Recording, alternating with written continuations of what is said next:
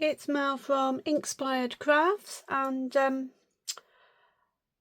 I thought I would do a retake video of the Facebook Live this morning, where for whatever reason the cutting details that I've worked out and written down just wasn't playing ball. So this was the card that I made originally. This was the one I did in my Facebook Live. It is on Facebook for 30 days. So if you want to go and watch all the how not to make it, all the little mistakes and tips, then do that. But the one that I'm going to show you, I've gone over it and over it. I've made every measurement and I've actually found an easier way of doing some bits. So we're going to start with that. Okay, so the card base is 8 inches by 5 3/4, which would be 20.3 centimeters by 14.5. and scored at 4 inches or 10.1 centimeters. Then we have measured from the center fold 2 1/4 inches or 5.7 centimeters. Made a little mark, put it into the trimmer so that the little mark is lined up with the bottom point, and cut it. There's going to be a lot of diagonal cutting for this one. Okay, so that's the card base. The piece that's cut off of here you need to keep.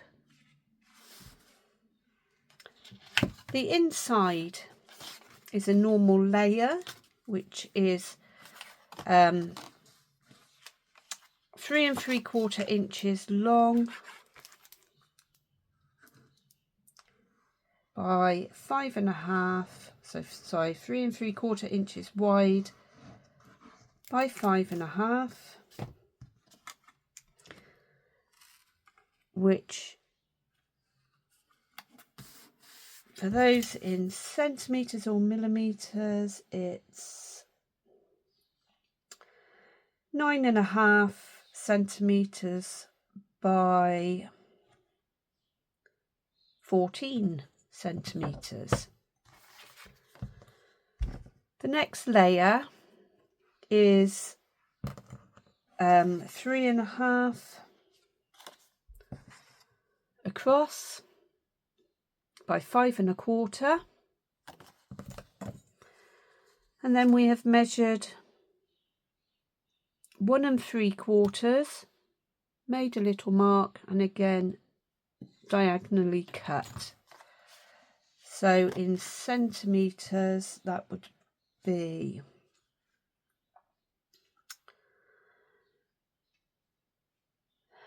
8.9 by 13.3 centimeters. Make your mark at 4.4 and then cut down to the bottom. I just glue this bit in.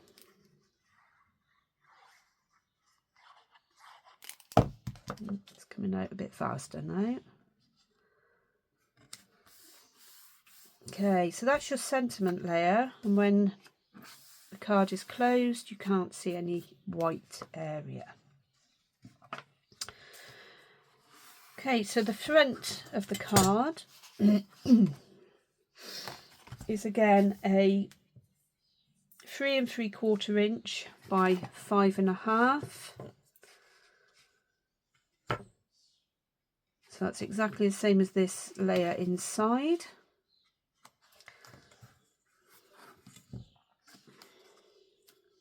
Which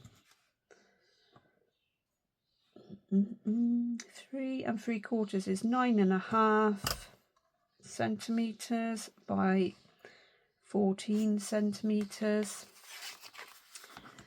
We've measured to 2 inches, which obviously is 50 centimeters. No, not 50 centimeters, 5 centimeters or 50 millimeters. Okay, so that bit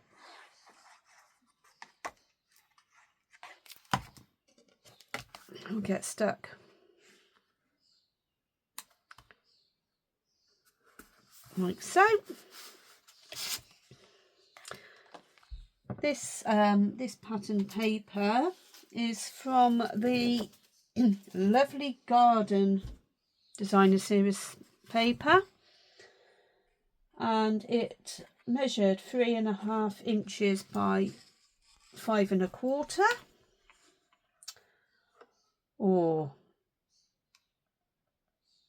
8.9 centimeters by 13.3.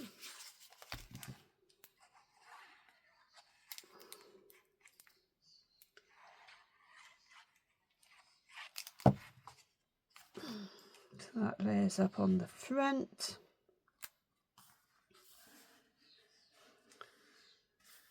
Okay, so whereas before I was keeping the bits that had been cut off, I've only kept the green part, and that will make up the smaller arrow. So for the bigger arrow, we had a piece of 3 1/4 by 5, and it's been cut diagonally in half. So 3 1/4 is 8.2 centimeters by 5 is 12.7, and that was cut diagonally across. Then we've got, this is a fresh freesia layer, so this one was cut at 3 centimeters by 4 3/4, which is 7.6 centimeters by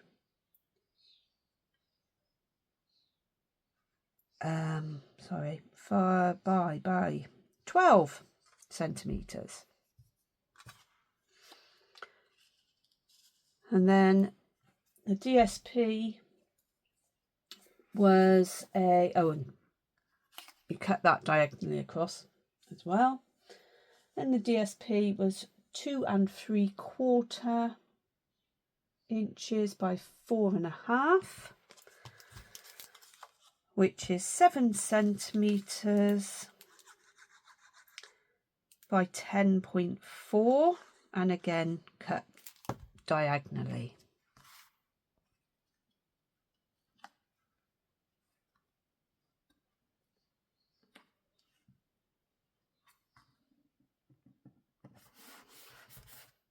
Okay, so that is the big arrow, and you need to position it. You can position it wherever you want. You can position it like that, as long as it's not sticking over the edges, that's perfectly fine. So okay, so the smaller arrow, this bit came off of here, and it is as it is. Now to make, there's 2 things I wanted to do. I wanted to make the rest of this arrow simpler, but I also wanted to bring, if you saw on the other ones, the DSP and the other layer down further. So what I have done is with this fresh freesia layer, I cut a rectangle 1.5 inch by 5.5 inches. So that is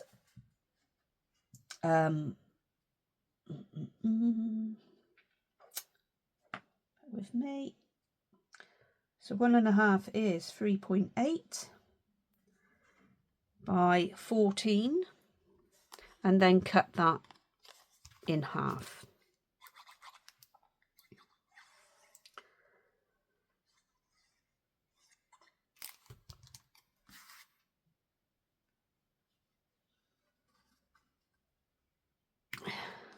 Okay, so it goes right down now to the bottom, which you can see on here.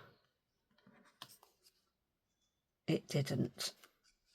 Okay, and then for the designer series paper, again, taking note of the direction of the paper. Okay, I cut a rectangle that was 1.25 by 5.25, and then cut diagonally across. So 1.25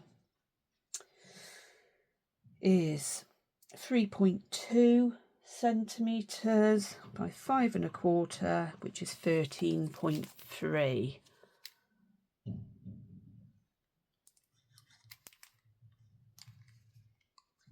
Cut diagonally across from one corner to the other, and just try and get some glue on that edge.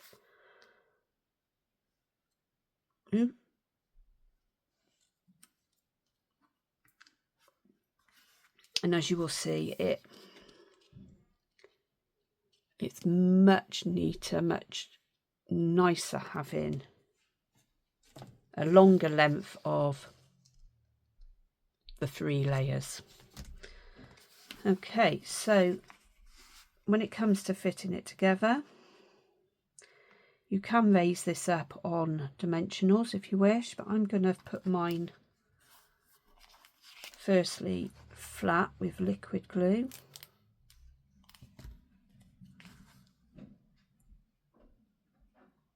Just put that in the bottom corner and move it until it's within the card base. Then this one I am going to put on dimensionals. Now when you hold that in place, you could turn it over and draw a pencil mark so that you don't stick glue too far up or dimensionals too far up, but I'm just going to eyeball it and take it from about there downwards.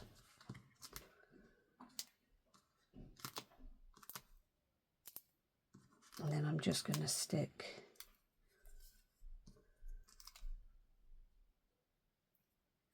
dimensionals on, and then go over to the smaller ones.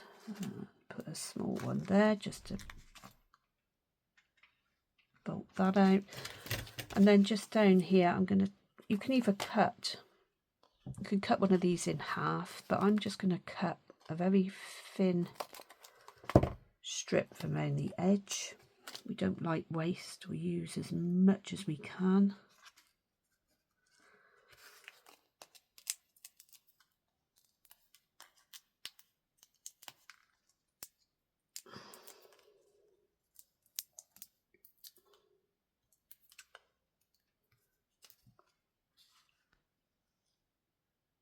Hold that in place and sort of get it in the centre as much as possible. Now, on the other cards, I have done a circle with a sentiment on there, but this one, because it's so much more finished off down here and it all matches, I could put a sentiment here instead. I could put a long one going across or a long one down there. There's various options. So somewhere I have a scrap of white, and I am going to use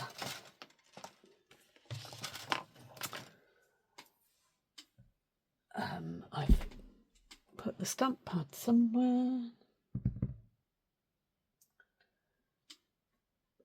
I don't think I've put it away because I haven't got that far. There it is. It's hiding. Okay, so I could do another thanks. I could do a just because. There's all sorts in here. Happy, an anniversary, birthday. I think I will use. I need some thank you cards. So I think I'm going to use the thanks again.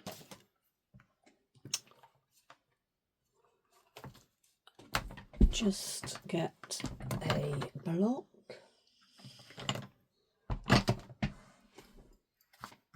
So with the photopolymer, if you put it on, when you pull them off of the stamp case, they sort of stretch a bit. So if you just pop it down on the surface and let it rest, and then it will go back to shape. Right, so I now need, I'm either going to do garden green or fresh freesia. I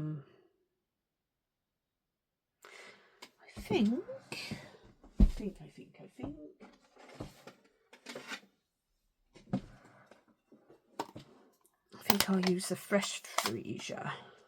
I could use the blue, but it says blue bushel on the pack, and it doesn't. But that's obviously not as dark as blue bushel, so it would need.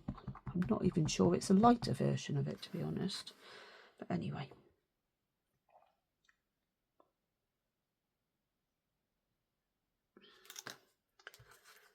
There's my thanks. This is the blooming phrases. Oh, I think it's kids that go through phases, and this is a phrase. So I'm going to just chop that bit. I'm not going to do anything fancy with it because I think there's enough fanciness. It is just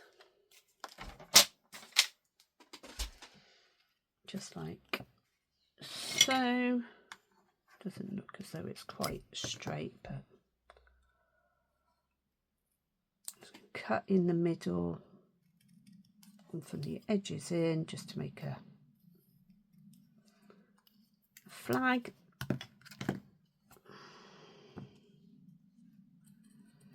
And that bit can then go, you can play with it, you can bend it around a bit with your fingers so you've got a bit of a curve.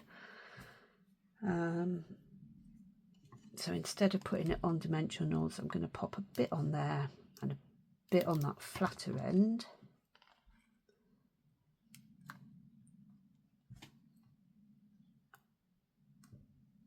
Like that.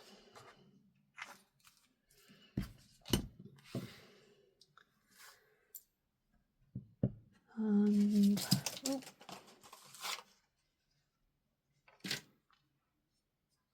then I'm just going to pop some of these on. Basic rhinestones. I could colour them, but I'm just going to pop some of these on, some of the little ones, I think, just dotted around. We always do odd numbers, so I've put 5 little ones on there. Okay, so that is a much easier way of creating the fan card, and it fits in a standard envelope, so have a go. Okay, thanks for joining me. Take care.